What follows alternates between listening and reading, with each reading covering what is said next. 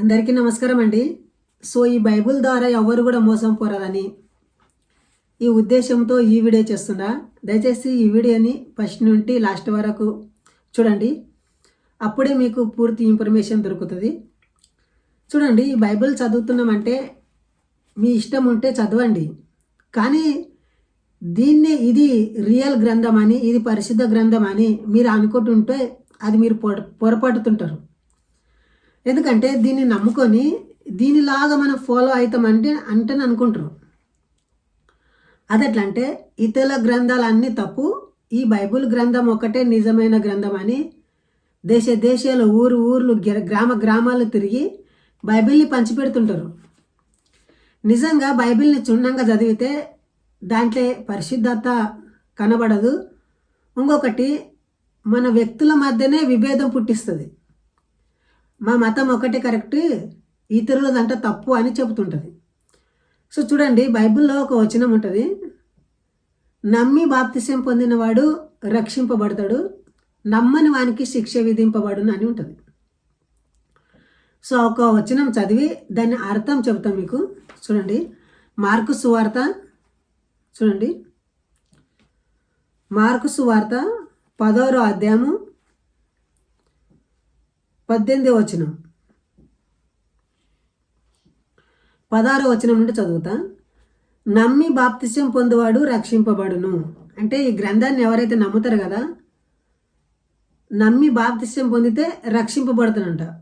వాడు ఎంత పాపమైనా సరే, ఎంత దుర్మార్గుడైనా సరే, ఓన్లీ నమ్మాలంట, బాప్తిసం తీసుకున్నాలంట, రక్షింపబడతానంట. వాడు ఎన్ని అన్యాయాలు చేస్తాడో, ఎన్ని అక్రమాలు చేస్తాడో, ఎంతమందిని నాశనం చేస్తాడో అవన్నీ ఒక చిట్కలో కొట్టేశాడంట దేవుడు. రక్షింపబడును, నమ్మని వానికి శిక్ష విధింపబడినంట. అంటే ఎవరైతే నమ్మరు కదా వాళ్ళకి శిక్ష విధింపబడుతుందంట. అదెట్లా? నువ్వు ఎంత మంచిగా బతుకు, ఎంత నీతిగా బతుకు, ఎంత సత్యానికి బతుకు, అందరూ కూడా నరకంకి పోతారంట, అందరూ శిక్షించబడతారంట. ఎందుకంటే ఈ బైబిల్ని నమ్మలేదు కాబట్టి శిక్షించబడతారంట. ఇది ఎక్కడ న్యాయము? నమ్మిన వారికి శిక్ష లేదంట, నమ్మని వారికి శిక్ష ఉండదంట. అంటే ఈ బైబిల్ నమ్ముకుంటే శిక్ష లేకుంటుందంట, బైబిల్ని నమ్మకపోతే శిక్ష పడుతుందంట. బైబిల్ చెప్పేది నమ్మకపోతే శిక్ష పడుతుందంట, బైబిల్ చెప్పేది నమ్మితే శిక్ష పడదంట. సో ఆలోచించండి, దీని కిందనే నమ్మిన వారి వలనే ఈ సూచక క్రియలు కలుగునంట, కనబడును. ఏవనగా నా నామమున దయ్యములను ఎలగొట్టుదురు, పాములను నా నామమున అనగా నా నామమున దయ్యములను వెళ్ళగొట్టుదురు, క్రొత్త భాషలు మాట్లాడుదురు, పాములను ఎత్తి పట్టుకొందురు, మరణకరమైనది ఏది త్రాగినను అది వారికి హాని చేయదంట, రోగుల మీద చేతులు ఉంచినప్పుడు వారు స్వస్థత నొందుదురు. చూడండి, పైన వచనంలో ఏం చదివినా నేను, నమ్మిన వానికి రక్షణ ఇస్తుందంట, నమ్మని వానికి శిక్ష ఇస్తుందంట. సో కింద 18వ వచనంలో ఏముంటుంది? మరణకరమైనది ఏది కూడా తాగితే కూడా హాని చేయదంట. సో ఈ ఒక వాక్యము ఒక పాస్టర్ నమ్మిండు. ఆయన ఏమని నమ్మిండంటే, మనం నమ్మకపోతే శిక్ష పడుతుంది అంటున్నాని చర్చిలో ప్రీచింగ్ చేస్తున్నాడు.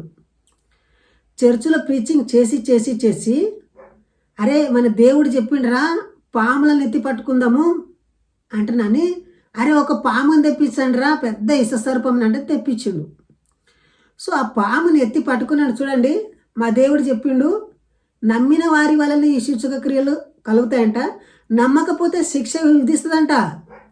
నేను నమ్ముతున్నా కాబట్టి నేను పట్టుకున్నా, నాకు శిక్ష లేదు అంటున్నాని ఇట్లా డ్యాన్స్ చేసుకుంటూ ఆటాడుతున్నాడు పాముని ఎత్తి పట్టుకొని. సో ఆ పాము వెంటనే ఇక్కడ చెవుకు కరిసింది. కరిసిన వెంటనే ఆన్ ద స్పాట్లోనే అక్కడనే చనిపోయింది అతని. సో ఇలాంటి తప్పుడు బోధలు నేర్పిస్తుంటుంది. ఇంకొకటి, మరణకరమైనది ఏది కూడా తాగితే కూడా అది వారికి హాని చేయదంట.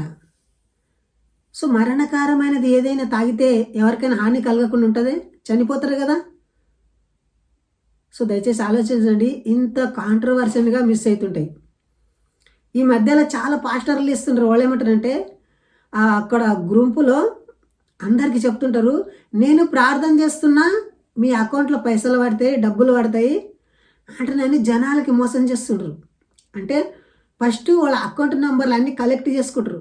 కలెక్ట్ చేసుకొని ఆ వ్యక్తి మీద అయితే ప్రార్థన చేస్తుంటారు కదా, ఆ వ్యక్తి అక్కనే పక్కన కూర్చుంటాడు, అతని చేతి కింద మనిషి ఆ ఒక్క అకౌంట్లో పైసలు వేస్తాడు.